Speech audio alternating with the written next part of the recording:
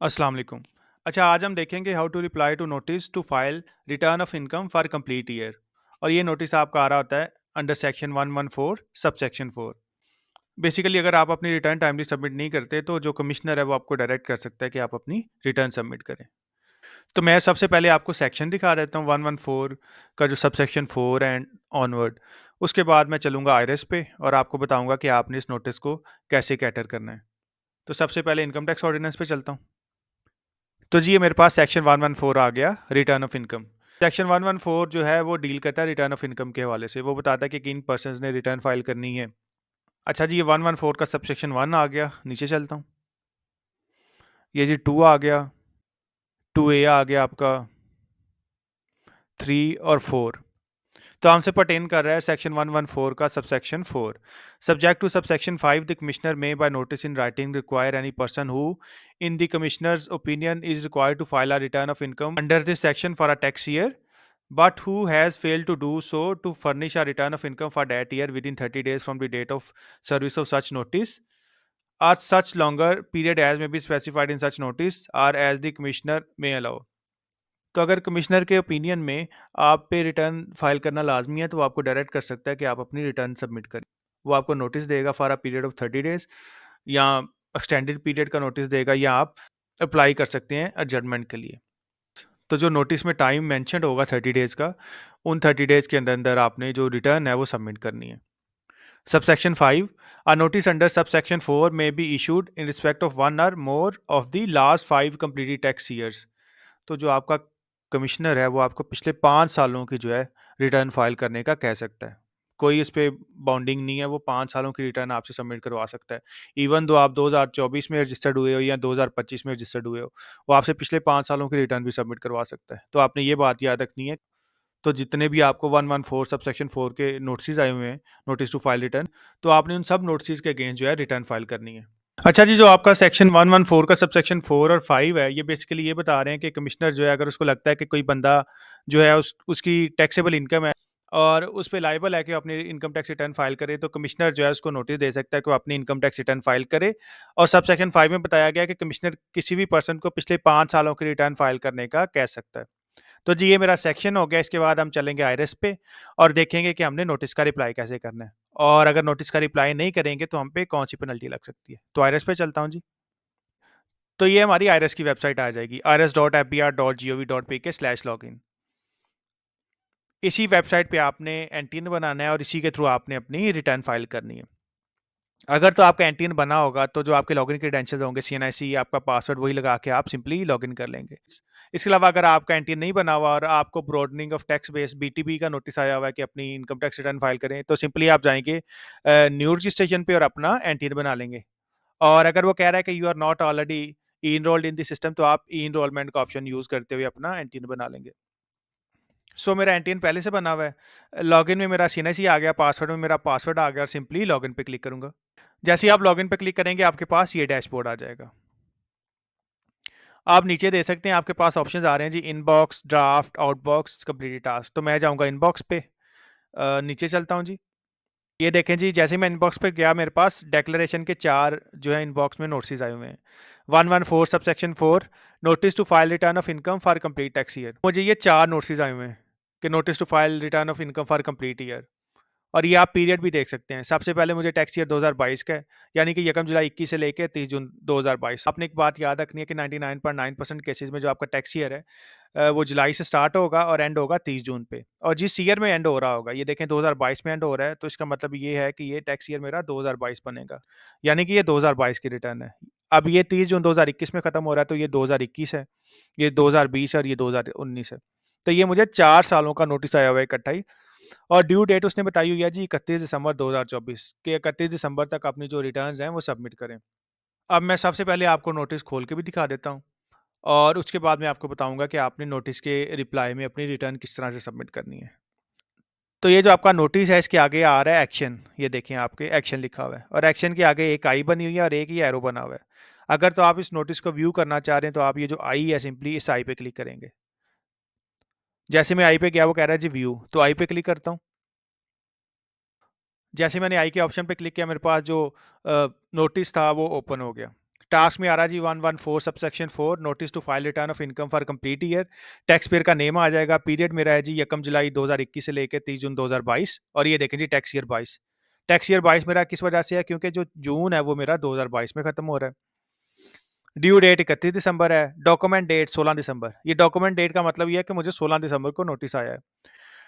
Transaction date जिस date को notice issue हुआ। रजिस्ट्रेशन में आपका सीएनआईसी आ रहा होगा, इंडिविजुअल के केस में, कंपनी के केस में एनटीएन आ रहा होगा, पार्टनरशिप फर्म के केस में भी आपका एनटीएन आ रहा होगा। सबमिशन डेट ये भी 16 ही आ रही है जिस डेट पे कमिश्नर ने नोटिस इशू किया है। तो सबसे पहले मेरे पास आ रहा है जी notice under subsection 4 of section 114 of the income tax ordinance 2001। Dear tax payer, you have not furnished a return of income for the caption tax year required to file under clause of section 1 of section 114 of the income tax ordinance 2001.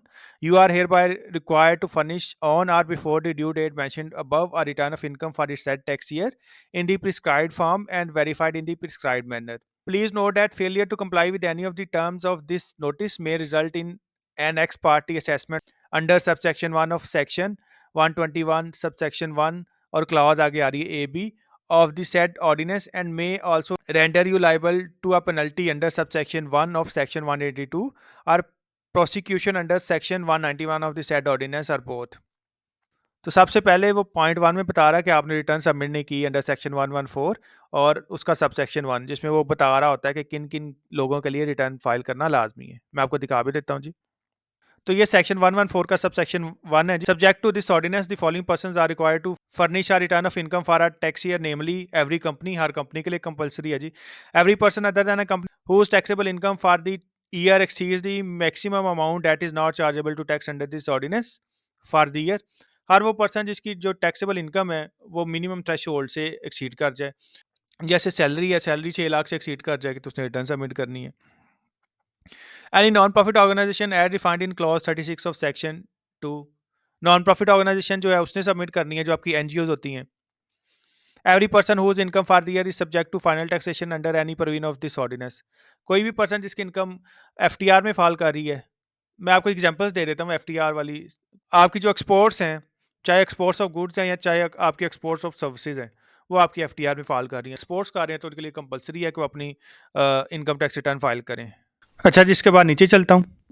Any person not covered by the clause A B A C और A D, ये जो आपके ऊपर आ रही हैं जी, ये आप देख सकते हैं A B A C A E, has been charge to tax in respect of any of the two proceeding tax year, जिसका पिछले 2 सालों में टैक्स कटा हो, सैलरी के अगेंस्ट, गुड्स के अगेंस्ट, सर्विसेज के अगेंस्ट, व्हाटसोएवर, एक्सपोर्ट्स के अगेंस्ट कटा हो जी।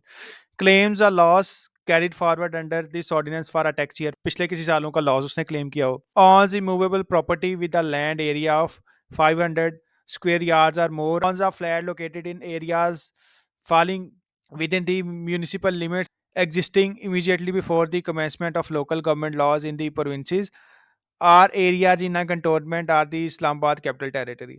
अगर आपकी इमूवेबल प्रॉपर्टी है 500 स्क्वायर यार्ड्स या इससे ज़्यादा की, या आप फ्लैट ऑन कर रहे हैं किसी किसी ऐसे एरिया में जो म्यूनिसिपल लिमिट्स के अंडर फॉल कर रहा हो। म्यूनिसिपल लिमिट्स आपकी कैसे आ सकती हैं जी? आपकी जो बड़ी बड़ी मेट्रोपॉलिटन सिटीज़ हैं, इनकी हदूद में आ रहा हो। इसके अलावा कंटोनमेंट के एरिया में आ रहा हो, या इस्लामाबाद कैपिटल टेरिटरी, या इस्लामाबाद में आपकी प्रॉपर्टी हो या कोई फ्लैट हो। Immovable property with a land area of 500 square yards or more located in a rating area, आपकी 500 स्क्वायर यार्ड या इससे ज़्यादा की प्रॉपर्टी और वो किसी रेटिंग एरिया में फॉल कर रहा हो, तो ये आपके जो रेटिंग एरियाज हैं, तो ये भी आपके मेट्रोपॉलिटन सिटीज़ को डिफाइन करते हैं।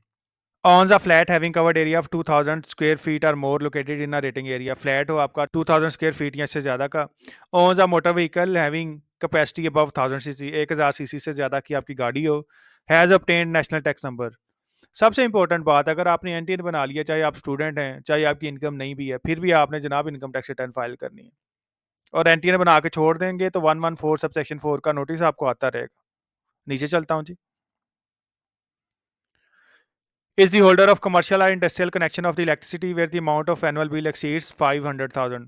आपका कमर्शियल या इंडस्ट्रियल मीटर लगा हुआ है और आपका जो बिल है वो 5 लाख से एक्सीड कर जाए साल में। Is a resident person registered with any of the Chamber of Commerce and Industry or any trade or business association or any market committee or any professional body including Pakistan Engineering Council, Pakistan Medical and Dental Council, Pakistan Bar Council or any provincial bar council, Institute of Chartered Accountants of Pakistan or Institute of Cost and Management Accountants of Pakistan। आपने किसी बार की membership ले ली है, Lahore tax bar है, institute of chartered accountants, Pakistan medical and dental council जो आपका PMDC है, या कॉस्ट एंड मैनेजमेंट अकाउंटेंट, तो फिर भी आपके लिए कंपलसरी है कि आपने रिटर्न फाइल करनी है। Is or resident person being an individual required to file foreign income and asset statement under section 116 A. तो जी ये ऐसे रेजिडेंट पर्सनस के लिए जिनकी कोई फॉरेन इनकम है और फॉरेन एसेट्स है, तो इसको आप सेक्शन 116 ए में देख सकते हैं। नीचे चलता हूँ जी। Person are classes of person notified by the board with the approval of the minister in charge, जिसको आपका जो रेलेवेंट मिनिस्टर है वो नोटिफाई कर दे कि इन लोगों ने रिटर्न फाइल करनी है। Every individual whose income under the head income from business exceeds rupees 300,000 but does not exceed rupees 400,000 in a tax year is also required to furnish the return of income from the tax year. और ऐसे individuals जिनकी business income 3 lakh से exceed कर रही है लेकिन 4 लाख से कम है, तो उन लोगों के लिए भी कंपलसरी है कि जनाब आपने भी इनकम टैक्स रिटर्न जो है सबमिट करनी है, जिनकी इनकम फ्रॉम बिजनेस है, चाहे वो सर्विसेज का बिजनेस है, चाहे वो गुड्स का बिजनेस है। नीचे चलता हूँ जी। नीचे सब सेक्शन 2 आ गया जिसमें बता रहे हैं कि रिटर्न ऑफ इनकम के साथ क्या क्या अटैच करने हैं। तो जी ये वो लोग थे जिन्होंने रिटर्न लाजमी सबमिट करनी है। तो इसमें ज़्यादा इंपॉर्टेंट क्या चीज़ है जी, कंपनी है, इंडिविजुअल है, जिसका टैक्स कटा हो पिछले 2 सालों में, या जिसकी टैक्सेबल इनकम हो। इसके अलावा नॉन प्रॉफिट ऑर्गेनाइजेशन आ जाएगी, ऐसे लोग आ जाएंगे जिनका फाइनल टैक्स कटा हो, जैसे मैंने आपको एक्सपोर्ट्स की एग्जांपल दी। नीचे चलता हूँ। फिर अगर आपकी प्रॉपर्टी जो है जो 500 स्क्वायर यार्ड या से ज़्यादा की है, या फ्लैट ऑन कर रहे हैं कंटोनमेंट में या म्यूनिसिपल लिमिट्स में, या आप ऑन कर रहे हैं इस्लामाबाद में।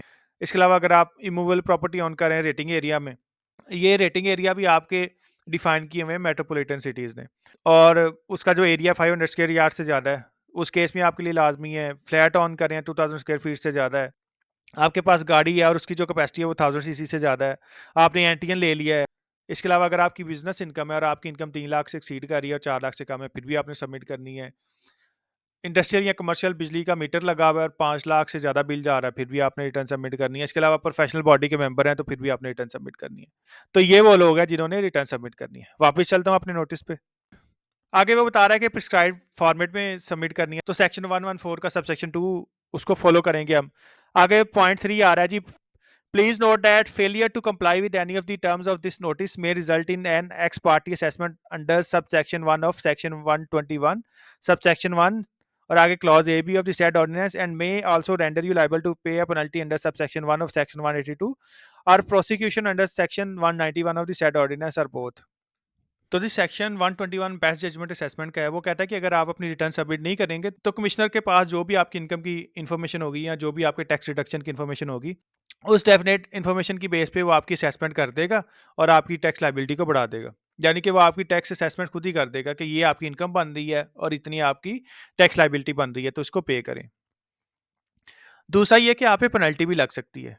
सेक्शन 182 जो है वो पेनल्टीज को डील कर है, तो कमिश्नर खुद भी आपकी असेसमेंट कर सकता है और साथ में आप पे पेनल्टी भी लगा सकता है। और मैं आपको पेनल्टी का भी दिखा देता हूँ।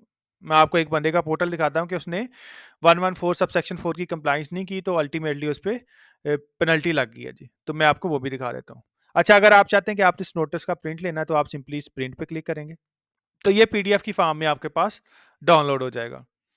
सबसे पहले वही 114 subsection 4 notice to file return of income for complete year, name आ जाएगा, एड्रेस आ जाएगा, कॉन्टैक्ट नंबर आ गया, registration number, tax year, period आ जाएगा जी, मीडियम, ड्यू डेट आ गई 31 दिसंबर, डॉक्यूमेंट डेट जिस डेट पे कमिश्नर ने हमें नोटिस भेजा। नीचे चलता हूँ।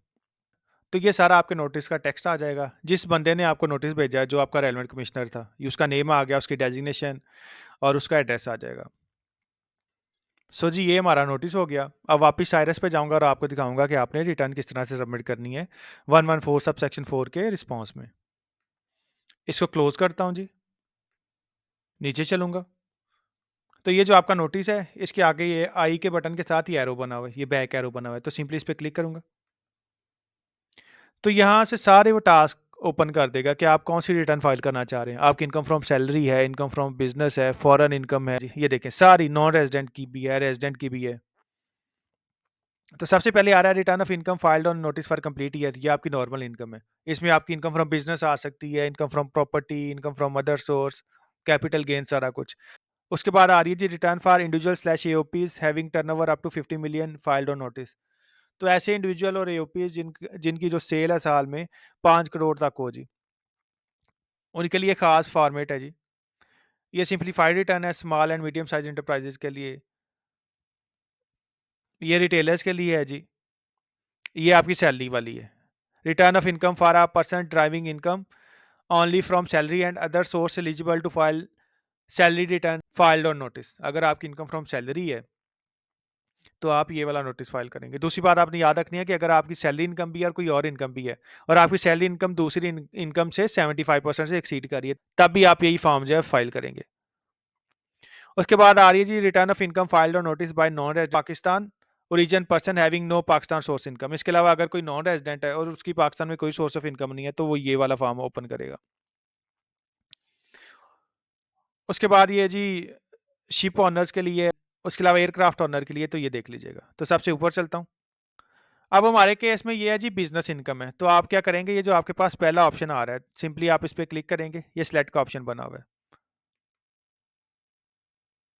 तो ये आपके पास जो रिटर्न है वो ओपन हो जाएगी। तो सिंपली इसको सेव कर लेता हूँ। ये देखें जी 114 subsection 4 return of income filed on notice for complete year. ये जो रिटर्न का फॉर्म है ये आपके पास ओपन हो गया। ये देखें salary, property, business, capital gain, other source. तो जो भी आपका सोर्स ऑफ इनकम होगा उसके हिसाब से आप रिटर्न सबमिट कर लेंगे।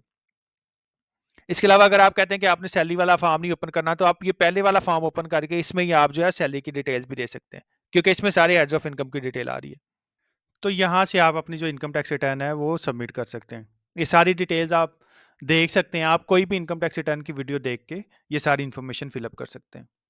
तो आप मेरी वीडियोस भी देख सकते हैं जिसमें मैंने income from business, income from salary, इसके अलावा नॉन रेजिडेंट की जो इनकम टैक्स रिटर्न है वो फाइल करना सिखाया हुआ है। इसके अलावा मैंने नील की रिटर्न फाइल करना भी सिखाया हुआ है। तो ये सारी इन्फॉर्मेशन आप मेरी कोई भी वीडियो देख के फिलअप कर सकते हैं। ऐसे ही आपके एसेट्स की डिटेल आ जाएगी, तो ये भी सारी आप मेरी कोई भी इनकम टैक्स रिटर्न वाली जो आपको सूट करती है उसको देख के फाइल कर सकते हैं। अच्छा, अगर आपको लगता है कि आपने गलत फॉर्म सेलेक्ट कर लिया तो सिंपली आप क्लोज पे क्लिक करें।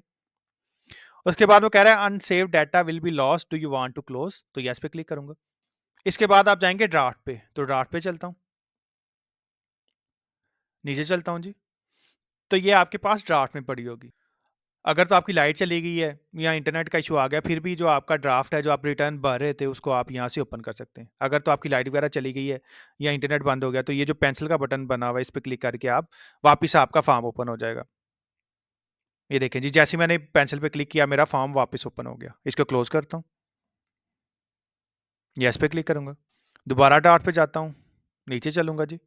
इसके अलावा अगर आपने गलत फॉर्म सेलेक्ट कर लिया तो ये जो डिलीट का बटन बना हुआ है, ये जो बिन बनी हुई है, इस पर क्लिक करूंगा। उसके बाद वो कह रहा है are you sure you want to delete, तो यस पे क्लिक करूंगा। अच्छा, जैसे ही मैंने यस पे क्लिक किया, ये जो नोटिस था मेरा जो यहाँ से निकल गया था वो वापस इनबॉक्स में चला जाएगा। तो इनबॉक्स पे चलता हूँ, ये देखें जी, ये नोटिस मेरा वापस इधर आ जाएगा। तो दोबारा आप रिप्लाई पे क्लिक करेंगे। अब सपोज कर ले मैं सैलरी वाला फॉर्म ओपन करना चाह रहा हूँ, तो यहाँ से सैलरी वाला सेलेक्ट करता हूँ। तो ये देखें जी, सैलरी वाला फॉर्म मेरे पास ओपन हो गया। सो इस तरह से आप जो अपनी रिटर्न है अगेंस्ट नोटिस उसको फाइल कर सकते हैं। सेव कर देता हूँ। तो जैसे जैसे आप अपना डाटा फिलअप करते जाएंगे, आपने साथ साथ इसको कैलकुलेट करते जाना है या इसको सेव करते जाना है। अच्छा, दूसरी बात यह कि जैसे ही आपने ये ड्राफ्ट ओपन कर लिया नोटिस के रिप्लाई में, आपका जो नोटिस था वो इनबॉक्स से निकल के कंप्लीट टास्क में चला जाएगा। मैं आपको दिखा भी देता हूँ। इसको क्लोज करता हूँ जी, यस पे क्लिक करूंगा। सबसे पहले ये देखें इनबॉक्स में पहले 4 आ रहे थे, अभी 3 आ रहे हैं। नीचे चलता हूँ, तो ये देखें जो 2022 वाला नोटिस है वो यहाँ से निकल चुका है। कंप्लीट टास्क पे जाऊँगा। इसके बाद मैं जाऊँगा डिक्लेरेशन पे, नीचे चलता हूँ जी। तो ये देखें 2022 और ये notice to file return of income for complete year, तो ये आपका इनबॉक्स से निकल के कंप्लीट टास्क में चला जाएगा। ये तो मैंने आपको बता दिया कि सेक्शन 114 सब सेक्शन 4 के नोटिस के रिप्लाई में आपने रिटर्न किस तरह से सबमिट करनी है या रिटर्न का फॉर्म किस तरह से ओपन करना है। अभी मैं आपको दिखाऊंगा कि एक पर्सन जिसने अपनी रिटर्न सबमिट नहीं की नोटिस के रिप्लाई में, उसको पेनल्टी का नोटिस आया हुआ है। सो मैं आपको वो भी दिखा देता हूँ जी। तो उस पर्सन के लॉगिन क्रेडेंशियल्स यूज़ करके मैं उसके आईरेस पोर्टल पे चलूँगा। ये जो पावर का बटन बना हुआ है इस पर क्लिक करके लॉग आउट करता हूँ आईरेस से। तो जी जिस बंदे ने 114 सबसेक्शन 4 के नोटिस की कंप्लाइंस नहीं की हुई और उस पर पेनल्टी लगी हुई है, उसके लॉगिन क्रेडेंशियल्स आ गए मेरे पास। उसके बाद सिंपली लॉगिन पे क्लिक करूँगा। जी इस पर्सन का डैशबोर्ड आ गया। तो ये इनबॉक्स में सबसे पहले डेक्लेरेशन के नोटिस आए हुए हैं 114 के। नीचे चलता हूँ जी, मैं आपको दिखा भी देता हूँ। तो ये देखें जी 114 subsection 4 notice to file return of income for complete year, ये नोटिस अभी भी पड़े हुए हैं। इसके बाद मैं चलूंगा पेनल्टी स्लैश डिफॉल्ट सरचार्ज पे। ये देखें जी 182 subsection 2 notice to impose penalty under section 182 for failure to furnish return under section 114। तो ये जो आई बना हुआ है, सिंपली इस पे क्लिक करता हूँ। तो इसको मैं डाउनलोड कर लेता हूँ, फिर पढ़ता हूँ जी। प्रिंट पे क्लिक करूँगा तो ये मेरे पास नोटिस आ गया जी। 182 subsection 2 notice to impose penalty under section 182 for failure to furnish return under section 114। Name आ जाएगा, टैक्स पेयर का एड्रेस आ जाएगा, नंबर आ गया, CNIC आ गया, टैक्स ईयर आ गया जी 2023, पीरियड आ गया। आपको पता है ये 99.9% केसेस में जुलाई 22 से लेके 30 जून 2023 तक। मीडियम आपका ऑनलाइन। ड्यू डेट थी 5 जुलाई और डॉक्यूमेंट डेट नोटिस की डेट थी 27 जून। और रजिस्ट्रेशन स्टेटस ये जी इंडिविजुअल है। नीचे चलता हूँ। Subject show cause notice under section 182 subsection 2 of the income tax ordinance 2001. Please refer to the subject. You have failed to file return of income for the tax year 2023 despite issuance of notice under section 114 subsection 4 of the income tax ordinance 2001. The notice was duly served upon you through e-portal as well as UMS. Despite availing proper opportunity, you have not furnished return within the time allowed in respect of tax year under consideration. This is an offence as per provision of section 182 subsection 1 of the income tax ordinance 2001.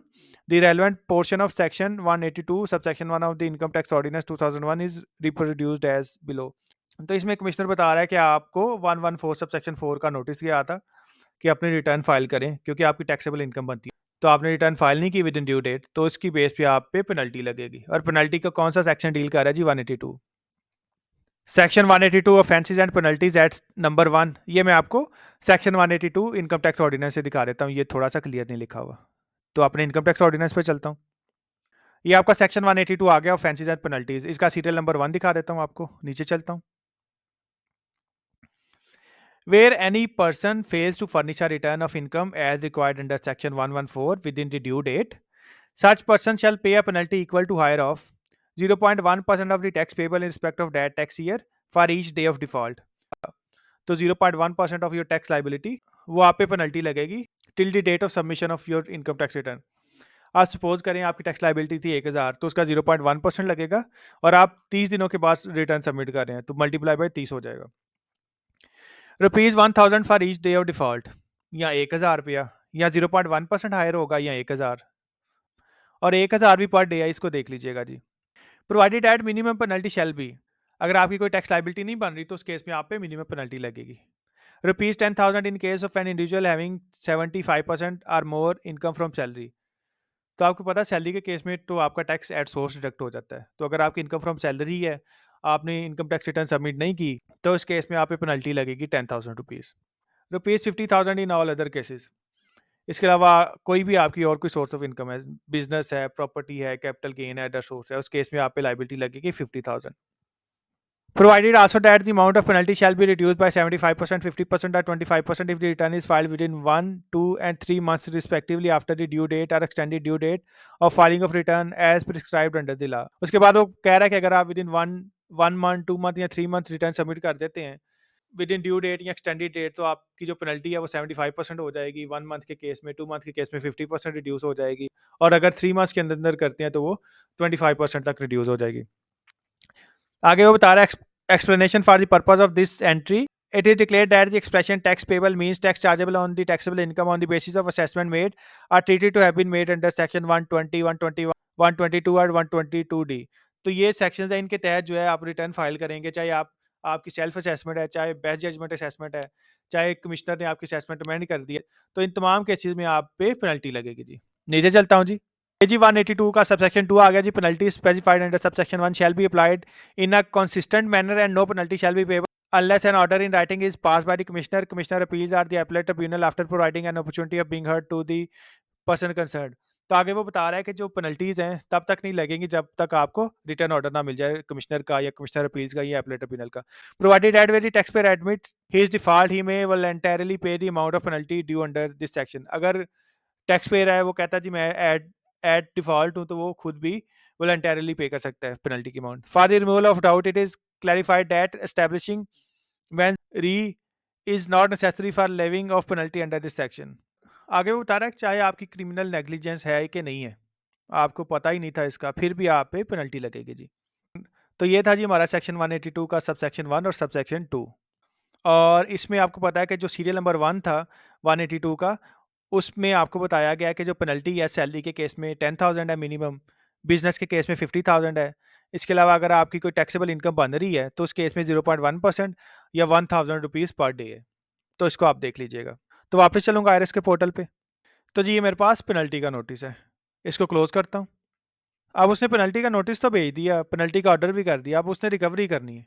अगर आप penalty submit नहीं करेंगे तो वो किस तरह से recovery कर सकता है? तो ये रिकवरी का नोटिस आया हुआ है। तो रिकवरी के टैब पे चलता हूँ, नीचे चलूंगा जी, आई पे क्लिक करके इसको ओपन करता हूँ।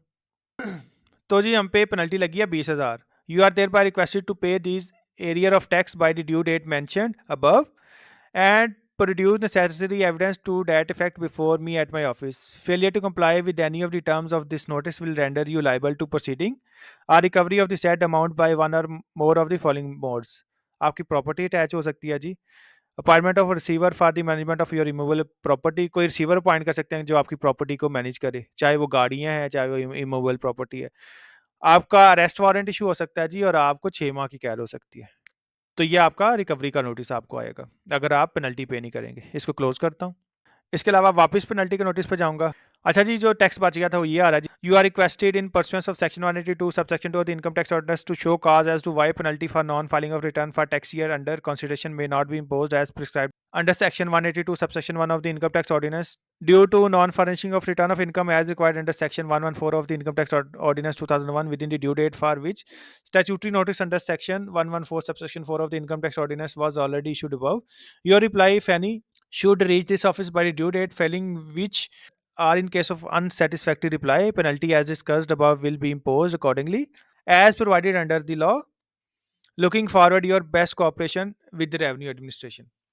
तो उसके बाद वो बता रहा है कि आपको ये नोटिस भेजा जा रहा है और आपने बताना है कि आप पे पेनल्टी क्यों ना लगे, और जो आपका रिप्लाई है वो आपने कंसर्न कमिश्नर के ऑफिस में पहुंचाना है। अगर आपका रिप्लाई नहीं पहुंचेगा या अनसेटिस्फैक्ट्री होगा तो आप पे पेनल्टी इम्पोज कर दी जाएगी। नीचे चलता हूँ जी। जो आपका रेलिवेंट कमिश्नर है उसका नेम आ रहा होगा, उसका एड्रेस आ रहा होगा, उसकी डेजिग्नेशन आ रही होगी। तो जी ये मेरा नोटिस है। अभी मैं आपको ऑर्डर भी दिखा देता हूँ पेनल्टी का। ऑर्डर आपका आ रहा होगा कंप्लीट टास्क में, कंप्लीट टास्क में आ गया, इधर आ रहा है पेनल्टी स्लैश डिफॉल्ट चार्ज।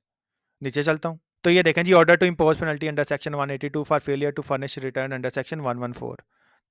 तो ये जो एक्शन के सामने आई बना हुआ, इस पर क्लिक करूंगा। तो इसमें वो बता रहा है जी, filing of income tax return is obligatory on every person holding an NTN under section 114 of the income tax ordinance whoever reveals that you have not filed your return of income tax for tax year 2015. Notice to meet the ends of justice, you was issued a notice to impose penalty under section 182 for failure to furnish the return under section 114 subsection 4 of the income tax ordinance 2001. However, this office did not receive any reply from the taxpayer. Moreover, no one appeared or requested for adjournment. In the light of aforementioned facts, this office is finalizing the penalty proceeding under section 182 subsection 2 of the income tax ordinance 2001 as below. Calculation of penalty under section 182 subsection 2 of the ordinance 2001. Heads amount penalty under section 182 subsection 2 20,000.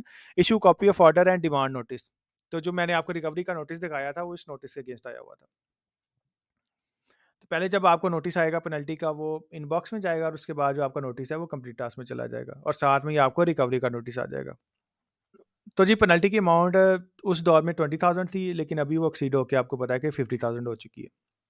तो penalty के notice और penalty के order दिखाने का purpose यही था आपको कि आप जो है 114 सबसेक्शन 4 का जो नोटिस आ रहा है उसको इजी ना लें, आप सारी रिटर्न फाइल करें। अब लोग क्या करते हैं कि लेटेस्ट रिटर्न फाइल कर देते हैं और प्रायर छोड़ देते हैं। तो आपने जो प्रायर रिटर्न्स भी है आपने वो भी सबमिट करनी है।